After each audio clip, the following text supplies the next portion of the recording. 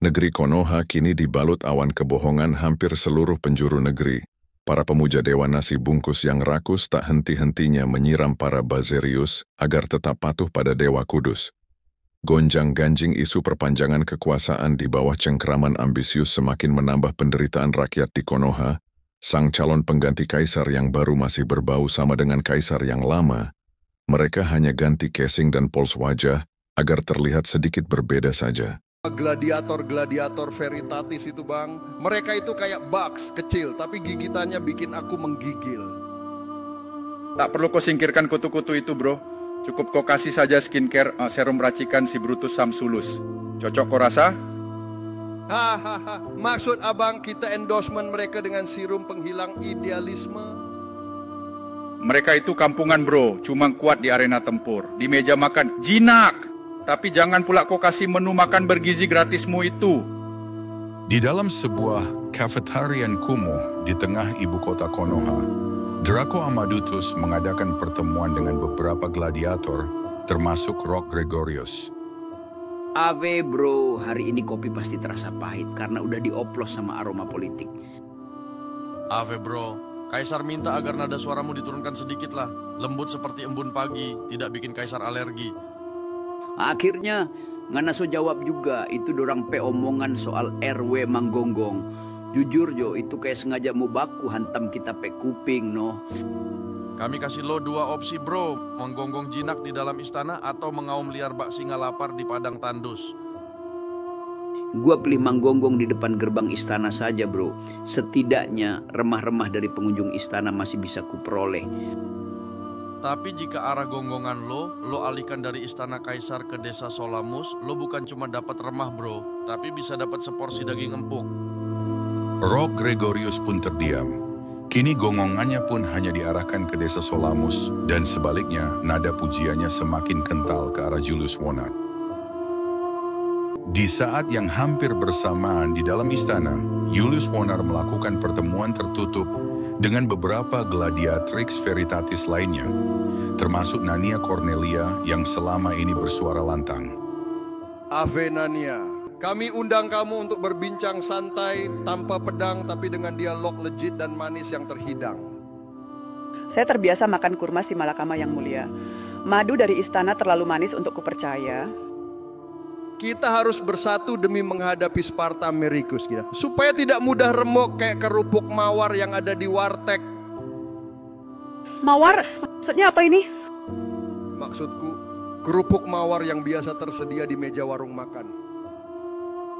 Kami terlanjur trauma jika mendengar kata mawar yang mulia. Selain itu, saya juga tidak suka dengan kerupuk mawar. Bukan kerupuk mawar itu yang jadi permasalahannya, tapi apakah besok warung makan itu masih tetap buka? Nania Cornelia pun terdiam. Benar juga sih. Bagaimana jika warung tempat dia biasa makan itu ditutup? Ada kebimbangan terlihat di raut wajahnya. Namun kini Nania telah terdiam dalam senyum. Senyum Nania. Verinus Lexicanus, seorang gladiator veritatis academicus, tak luput dari jangkauan radar politik Julius Wonar. Verinus Lexicanus, Kaisar Julius Wonar mengajakmu untuk berdialog, tapi dalam forum tertutup loh. Saya ini gladiator veritatis, bukan badut istana. Kalau mau dialog, kita berdialog di depan publik, di hadapan rakyat.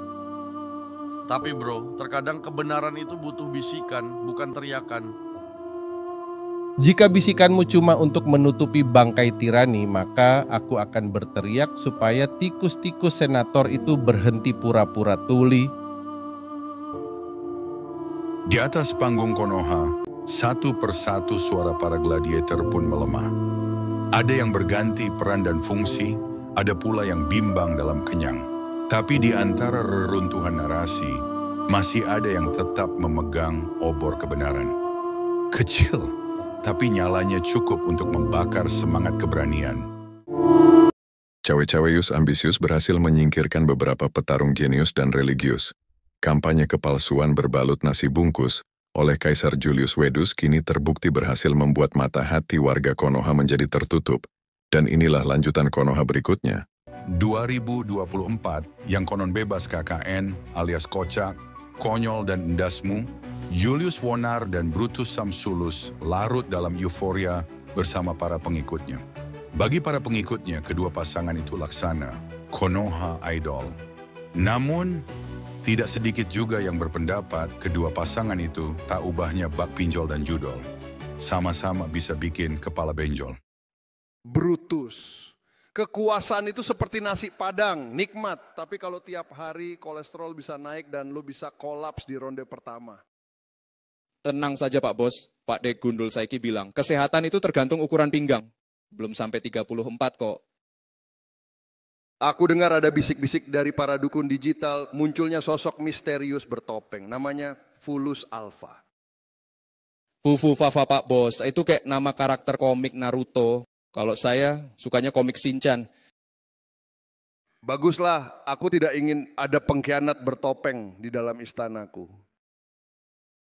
Sekalipun Brutus Samsulus menyangkal, namun netizen Konoha sudah sangat yakin kalau dia itu adalah Fufu Fafa. Bahkan hingga terjadi perdebatan antara Rodricus Saturnus dan Adenius Apollodorus di acara Kompromi TV. Saya yakin 100% kalau Fufu Fafa itu Brutus Samsulus. Saya sudah menyelidikinya berhari-hari. Please provide saja buktinya bro, dan tunjukin sekarang di hadapan publik. Saya sudah menganalisanya dengan menggunakan AI sistem pelangap Longoscan 4.0. Hasilnya 99% mirip Brutus. Let's say, anggaplah Fufu Fafa itu Brutus. Terus, so what? Apa efek dan dampaknya? Ini kan cuma kritikan bro. Itu bukan kritikan tapi pelecehan bro. Karakter Fufu Fafa itu covert aggression atau agresi terselubung. Itu berbahaya buat Kaisar. Identitas Fufu Fafa makin hari semakin terang. Netizen Konoha tak bisa lagi dibohongi. Brutus pun panik dan mencari satu-satunya orang yang bisa dia percaya. Pak De. Dari dalam peti harta karun judol, muncullah Aristolus Sedatus, Magistratus Mysterius. Opo tole, kowe ganggu Pak Demu saja. Ini lagi jam konten lo le. Para netizen sudah mulai tahu kalau aku itu Fufu Fafa. Nggak usah kowe dengerin netizen itu le. Kowe anggap saja itu suara kaset rusak. Tapi Pak De, bukan cuma netizen. Kaisar Julius Wonar pun sudah mencium bau Fufu Fafa. Sek. Ya wes, kowe kudu bakar menyan tiap malam Jumat. Tapi bukan menyan sembarangan. Harus kemenyan hilirisasi. Brutus pun bingung, dari mana dia bisa mendapatkan kemenyan hilirisasi itu. Berkat bantuan para penjilatus yang ada di sekitarnya, akhirnya Brutus pun menemukan solusi akal bulus. Para hadirin semuanya, program ini luar biasa. Kita akan melaksanakan pengadaan kemenyan hilirisasi. Mas Brutus, apa pentingnya diadakannya program kemenyan hilirisasi ini? Supaya kita semua tidak terganggu pas mau ngadain ritual malam Jumat. Loh, tapi kan kemenyan biasa banyak mas. Di pasar belakang alun-alun juga ada. Tapi untuk ngasapin the mess, nggak bisa pakai kemenyan biasa. Harus kemenyan hilirisasi. Di negeri Konoha, Fufu Fafa sudah dianggap bukan lagi sebuah tragedi, tapi sudah menjadi lisensi untuk mencaci maki. Sehingga wajar bila ada kekhawatiran generasi muda Konoha ikut terkontaminasi. Dan untuk mengetahui kisah negeri Konoha selengkapnya, silahkan kunjungi YouTube Mat Kampoeng. Berikan dukungan Anda kepada channel tersebut agar Anda mendapatkan banyak hiburan tentang negeri Konoha. Terima kasih.